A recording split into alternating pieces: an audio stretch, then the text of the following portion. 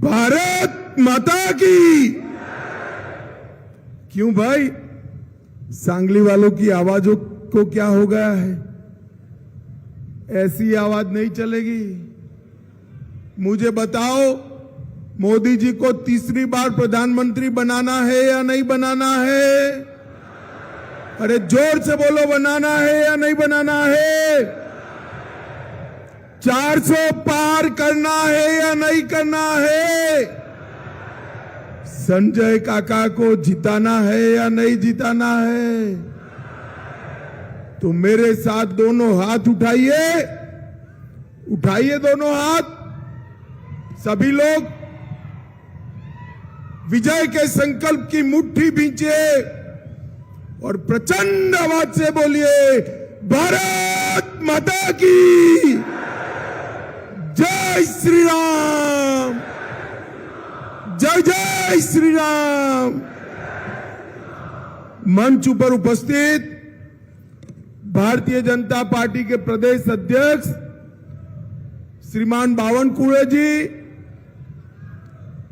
हमारे एनडीए के वरिष्ठ नेता आरपीआई के अध्यक्ष आठवले साहब, श्री सुरेश खाड़े जी, सदाशिव पाटिल जी, सुहास बाबर जी, राजेंद्र देशमुख जी, सुधीर दादा गाडगिल जी, निशिकांत पाटिल जी, गोपीचंद पडलकर जी, पृथ्वीराज देशमुख जी, श्री वैभव पाटिल जी, अमर सिंह देशमुख जी, संग्राम सिंह देशमुख जी, तानाजी पाटिल जी, श्री भगवत कराड़, हमारे वरिष्ठ नेता, केंद्रीय मंत्री, 7 दिन से आपके साथ है।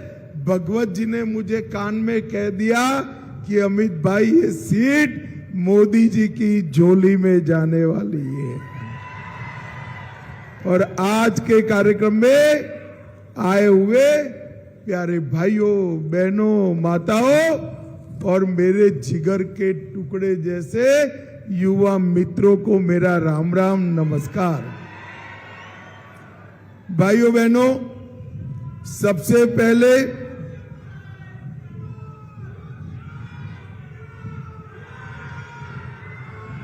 अरे पहले 400 पार तो करो, 400 पार करो तब होगा ना। भाइयों बहनों, सिद्धनाथ विटा नगरी के रेवण सिंह, सांगली के देवत गणराय, दोनों को मैं मन पूर्वक प्रणाम कर मेरी बात की शुरुआत करना चाहता हूं। मैं यहां आया हूं तब छत्रपति शिवाजी महाराज, छत्रपति संभाजी महाराज, महात्मा ज्योतिबा फूले, क्रांति ज्योति सावित्रीबाई फूले, महामानव अंबेडकर जी, हमारे जिन्होंने स्वराज का मंत्र दिया, लोकमान्य तिलक जी और परम श्रद्धेय वीर सावरकर जी को मन से प्रणाम कर मेरी बात की शुरुआत करता हूं। मैं वसंत दादा पाटिल, श्री राजाराम बापू पाटिल और लोक शाहीर अन्ना भाऊ साठे जी को भी मन से याद करना चाहता हूं। भाइयों और बहनों, 2 फेज का चुनाव हो चुका है। सांगली वालों को परिणाम जानना है क्या? क्या है जानना है? देखो, 2 फेज में मोदी साहब सेंचुरी लगाकर बहुत आगे निकल गए।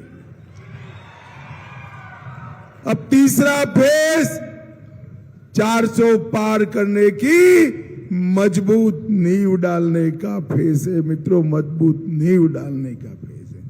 और मैं आज यहां कहने आया हूं, मैंने संजय काका को सांगली के लिए मेरे साथ भी लड़ते हुए देखा है, मोदी जी के साथ भी लड़ते हुए देखा।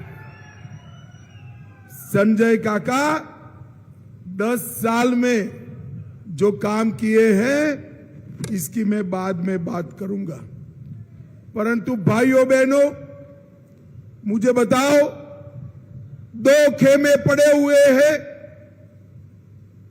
एक खेमा राम मंदिर के विरोध करने वाले का है और दूसरा खेमा मोदी जी का, एनडीए का राम मंदिर बनाने वाला है। भाई बताओ सांगली वालों, किसके साथ रहोगे? बताओ जरा।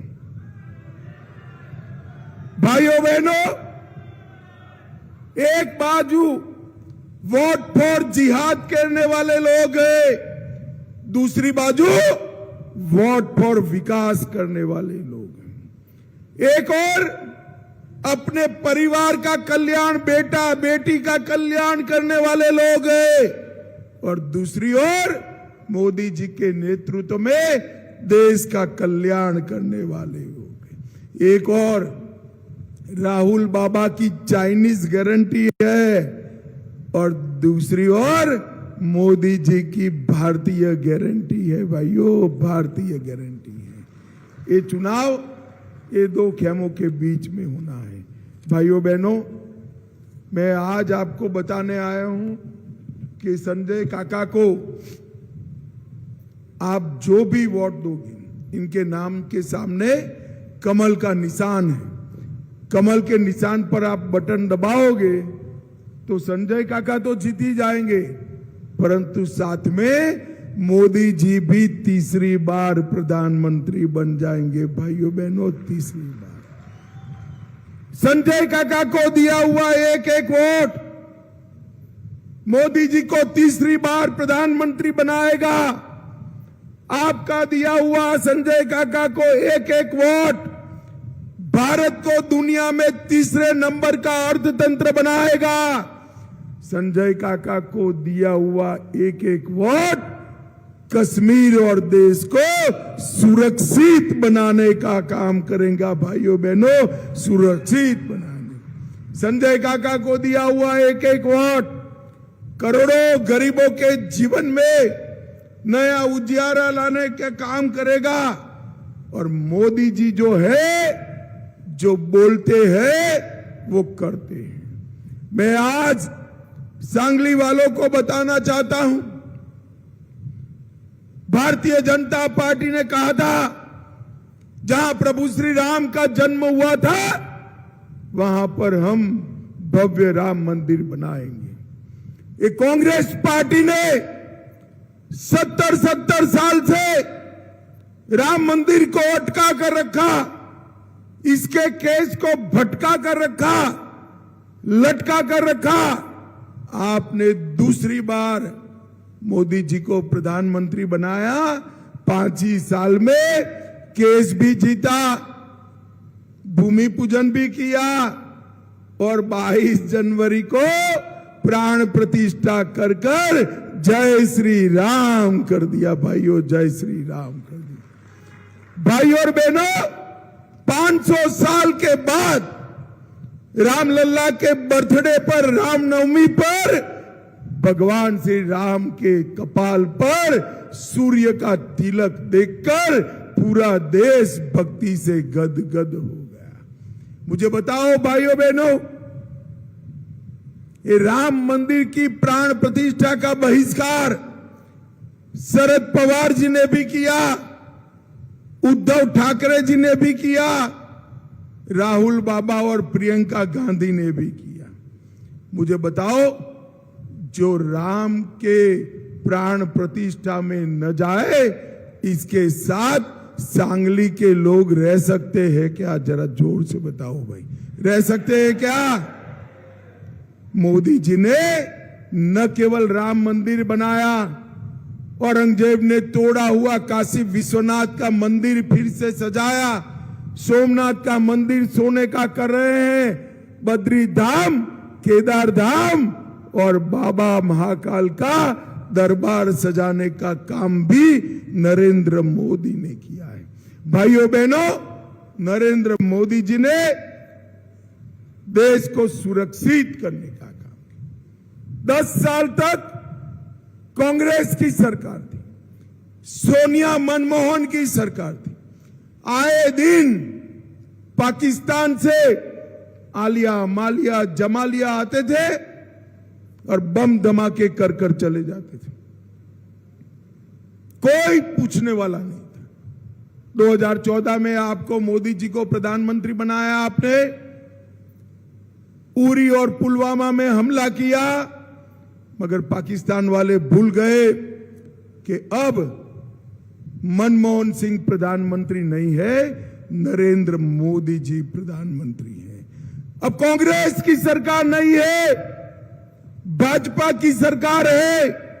10 ही दिन में मोदी जी ने सर्जिकल स्ट्राइक और एयर स्ट्राइक कर कर घर में पाकिस्तान के घुसकर आतंकवादियों को सफाया करने का काम हमारे नेता नरेंद्र मोदी जी ने किया। भाई और बहनों, माताओं बहनों को, मातृशक्ति को 33% विधानसभा और लोकसभा में आरक्षण देने का काम नरेंद्र भाई ने किया। मैंने आज संजय काका को कहता हूं, संजय काका एक बार चुनाव लड़ लो, अगली बार शायद आपकी जगह कोई महिला का नंबर लग जाएगा, कोई गारंटी नहीं है भाई। 33% आरक्षण मातृशक्ति को देने का काम नरेंद्र मोदी जी ने किया। ट्रिपल तलाक को हटाने का काम नरेंद्र मोदी जी ने किया। पीएफआई पर बैन लगाने का काम नरेंद्र मोदी जी ने किया। माताओं, भाइयों, बहनों, आज मैं एनडीए के इस मंच पर से नकली शिवसेना के अध्यक्ष उद्धव ठाकरे जी को स्पष्ट पूछने आया हूं। उद्धव जी, आप महाराष्ट्र की जनता के सामने स्पष्ट करिए, सीए लाना चाहिए या नहीं लाना चाहिए, पीएफआई पर बैन लगाना चाहिए या नहीं लगाना चाहिए, राम मंदिर बना अच्छा हुआ या बुरा हुआ, सीए आया अच्छा हुआ या बुरा हुआ, और ट्रिपल तलाक हटा ये अच्छा हुआ या बुरा। मैं आपको बता देता हूं, कंफ्यूजन में मत रहिएगा, उद्धव जी इसका जवाब नहीं देंगे, क्योंकि उनको अपनी नई वोट बैंक का डर है, नई वोट बैंक का डर। आपको मालूम है उनकी नई वोट बैंक कौन है भाई? मालूम है या नहीं है? जो शरद पवार और कांग्रेस पार्टी की वोट बैंक थी, वो अब उद्धव ठाकरे की वोट बैंक हो गई है, जो ना पाकिस्तान का विरोध करेंगे, ना कश्मीर में तिरंगा फहराने की बात करेंगे।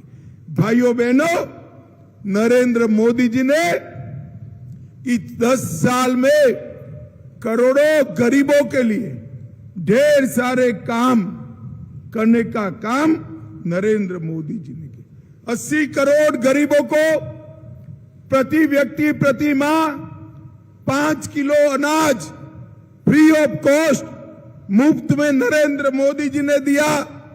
12 करोड़ घरों में शौचालय बनाया, 4 करोड़ लोगों को घर दिया, 10 करोड़ घरों में उज्ज्वला का गैस का सिलेंडर पहुंचाने का काम नरेंद्र मोदी जी ने किया। 14 करोड़ लोगों को नल से जल देने का काम नरेंद्र मोदी जी ने किया, और 50 करोड़ लोगों को 5 लाख तक का पूरा किसी भी ऑपरेशन का, दवाइयों का खर्च आज नरेंद्र मोदी सरकार उठा रही है। भाइयों बहनों, सांगली वालों, मुझे बताना, कोरोना का टीका आप लोगों का दोनों टीका लगा है या नहीं लगा है? जरा हाथ ऊपर कर कर बताओ, किस किस का दोनों टीका लग गया है भाई? लगा है ना? मोदी जी ने कॉफी पिलाकर 25 पैसे भी लिए बगैर समग्र देश को कोरोना का टीका लगाने का काम नरेंद्र मोदी जी ने किया। मित्रों, नरेंद्र मोदी जी ने किया। और उस वक्त ये राहुल बाबा कहते थे टीका मत लगाओ, ये मोदी टीका है। ये तो अच्छा है, सांगली वाले राहुल बाबा की सुनते नहीं है, सभी ने टीका लगा दिया। जब राहुल बाबा ने देखा कि पूरा देश टीका लगा रहा है, एक दिन रात को जाकर बहन के साथ अंधेरे में खुद भी टीका लगाकर आ गए भैया। अरे राहुल बाबा शर्म करो, शर्म करो। कोरोना जैसी महामारी में आप राजनीति करते हो। भाइयों बहनों, नरेंद्र मोदी जी ने वैक्सीन की इजाद से लेकर वैक्सीन लगाने तक पूरा परिश्रम कर कर हमारे 130 करोड़ लोगों के भारत को कोरोना से सुरक्षित करने का काम नरेंद्र मोदी जी ने किया। भाइयों बहनों, मैं यहां आया हूं तब इतना पूछना चाहता हूं कि एशिया की सबसे बड़ी चीनी मिल क्यों बंद हो गई? इसका जवाब शरद पवार जी को देना चाहिए। भाइयों बहनों, शरद पवार जी को मैं ये भी पूछना चाहता हूं, टेम्पू सिंचाई योजना 98 में काम हुआ था, 1998 में 2014 तक कुछ नहीं हुआ, 14 से 24 में 2109 करोड़ रुपया खर्च हुआ और मोदी सरकार ने इसके लिए 1188 करोड़ रुपया दिया। इससे 2 लाख एकड़ भूमि की सिंचाई होने वाली है। मित्रों, ये काम नरेंद्र मोदी जी ने किया है। मैसाल सिंचाई योजना 65 गांवों के 95,000 एकड़ जमीन को सिंचाई का फायदा मिला और बिजली की आपूर्ति के लिए 200 मेगावाट का सोलर बिजली प्रोजेक्ट भी यहां लाने का काम हमारे संजय काका ने किया। भाइयों बहनों, ये संजय काका देखने में ऐसे लगते हैं, दिल्ली में सांगली के लिए मजबूती से पक्ष रखने वाला आदमी संजय काका है। पुणे बेंगलोर ग्रीनफील्ड हाईवे सांगली जिले में 74 किलो का रोड आएगा, 21,000 करोड़ रुपया है। पुणे मीरज लोंडा रेल लाइन 4670 करोड़ रुपया, इसका इलेक्ट्रिफिकेशन और डबलिंग का काम शुरू हो गया। 300 करोड़ से मीराज जंक्शन को अत्याधुनिक रेलवे स्टेशन बनाने का काम शुरू हो गया। 25 करोड़ से सांगली के रेलवे स्टेशन का विकास हो रहा है। 257 करोड़ से सांगली में 8 नए फ्लाईओवर बन रहे हैं और प्रधानमंत्री गरीब योजना के तहत 4 लाख परिवारों को लगभग 12 लाख लोगों को सांगली जिले में मुफ्त 5 किलो अनाज देने का काम भी हमारे संजय काका ने किया है। 4 लाख किसानों को प्रति साल 6,000 रुपया मिल रहा है। 9,40,000 नागरिकों को 5 लाख तक का स्वास्थ्य का पूरा खर्चा आज नरेंद्र मोदी सरकार देती है और 17,000 गरीबों को घर देने का काम भी इन्होंने किया है। 14 जन औषधि केंद्र बनाए जिससे 80% सस्ती दवाइयां मिलती है। 1 लाख माताओं को गैस का सिलेंडर दिया और 1,18,000 शौचालय गरीब के घर में बनाने का काम हमारे संजय काका ने किया है। मित्रों, इतने काम तो मेरी गांधीनगर कॉन्स्टिट्यूएंसी में भी नहीं हुए हैं। इतने काम सांगली में संजय काका लेकर आए।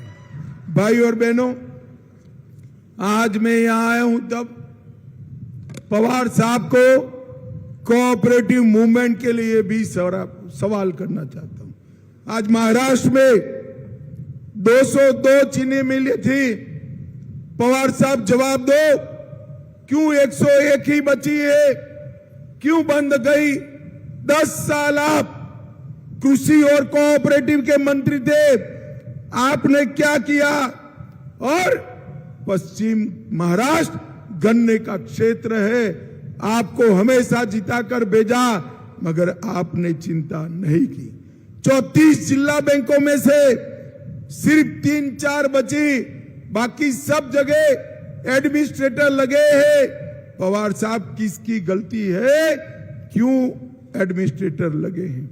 भाई और बहनों, मैं आज आपको कहने आया हूं, मोदी जी ने सहकारी चीनी मिलों के पर इनकम टैक्स का 15,000 करोड़ रुपया माफ करने का काम नरेंद्र मोदी जी ने किया है। इथेनॉल की फैक्ट्रियों का इथेनॉल प्रायोरिटी में खरीदा और अब वरीयता देने के साथ साथ इथेनॉल के रेट देकर भी हमने आगे बढ़ाने का काम किया है। अब G20 प्रेसिडेंसी में अमेरिका और ब्राजील के साथ ग्लोबल बायोफ्यूल अलायंस बनाने का काम नरेंद्र मोदी जी ने किया है। भाइयों बहनों, मैं कुछ मोदी गारंटी भी बताना चाहता हूं। मोदी जी ने किया है, कहा है कि यहां पर टमाटर, आलू और सब्जियां, इसकी नए क्लस्टर सांगली जिले में यहां पर खड़े किए जाएंगे। और भाइयों बहनों, इसके साथ साथ संजय काका ने, अभी मैं कह नहीं सकता कोड ऑफ कंडक्ट है, मगर मैं ये बात बताकर जाता हूं, हजारों करोड़ के इन्वेस्टमेंट वाला एक नया बड़ा प्रोजेक्ट भी हमारे सांगली एरिया में लाने का काम संजय काका ने किया।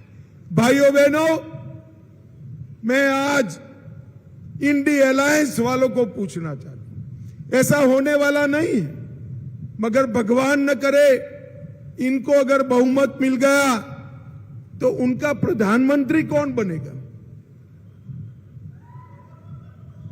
आप मुझे बताओ, शरद पवार जी प्रधानमंत्री बन सकते हैं क्या? जोर से बोलो, बन सकते हैं क्या? ममता दीदी बन सकती है क्या? स्टालिन बन सकते हैं क्या?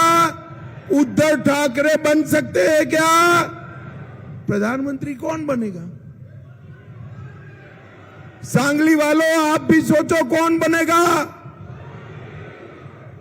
बनना तो मोदी ने ही है, मगर जब पत्रकारों ने पूछा, इनके एक जोकर जैसे नेता ने कहा बारी बारी बन जाएंगे। अरे सांगली वाले सोचो, ये परचूरण की दुकान नहीं है, 130 करोड़ का भारत देश है। किसी भी संकट में नरेंद्र मोदी जैसा मजबूत नेतृत्व चाहिए जो देश को हर संकट से बाहर लेकर जाए। ये 12 लाख करोड़ के घपले, घोटाले, भ्रष्टाचार करने वाले लोग 23 साल तक मुख्यमंत्री, प्रधानमंत्री रहने के बाद एक भी जिन पर 25 पैसे का भी करप्शन का आरोप नहीं है, ऐसे नरेंद्र मोदी का कंपटीशन करना चाहते हैं। भाई और बहनों, ये राहुल बाबा थोड़ा टेम्परेचर बढ़ते ही विदेश वेकेशन में चले जाते हैं, और दूसरी ओर मोदी जी है जो 23 साल से दीपावली की भी छुट्टी लिए बगैर दीपावली के दिन सरहद पर जवानों के साथ रहकर देश की सुरक्षा की चिंता कर सकते। एक और मोदी जी है जो नॉर्थ ईस्ट जैसे दुर्गम क्षेत्र के अंदर 70 बार जा चुके हैं, 70 टाइम। और मोदी जी के पहले 65 साल में सारे प्रधानमंत्री मिलकर 22 बार गए। मुझे बताओ, ये मोदी जी की स्पर्धा कर सकते हैं? भाइयों बहनों, ये देश बारी बारी चलाना चाहते हैं। मैं इंडी अलायंस वालों को कहना चाहता हूं, भारत देश ये परचूरण की दुकान नहीं है। यहां एक मजबूत नेतृत्व चाहिए जो भारत को सुरक्षित करे, भारत को समृद्ध करे और भारत को दुनिया में नंबर 1 पर पहुंचाने का काम करे। और वो अद्भुत नेतृत्व एक और एक हमारे नेता, हमारे प्रिय प्रधानमंत्री नरेंद्र मोदी है और कोई कर नहीं सकता मित्रों, और कोई कर नहीं सकता। भाई और बहनों, मुझे बताओ, मोदी जी को तीसरी बार प्रधानमंत्री बनाओगे क्या? जोर से बोलो जरा, दोनों हाथ उठाकर। मोदी जी को तीसरी बार प्रधानमंत्री बनाओगे क्या? कमल के निशान पर बटन दबाओगे क्या? संजय काका को जिताकर पार्लियामेंट में भेजोगे क्या? देखो सांगली वालों, कमल पर बटन तो दबाना, मगर इतने गुस्से से दबाना कि बटन सांगली में दबे और करंट इटली में जाकर लगे। दबाएंगे क्या?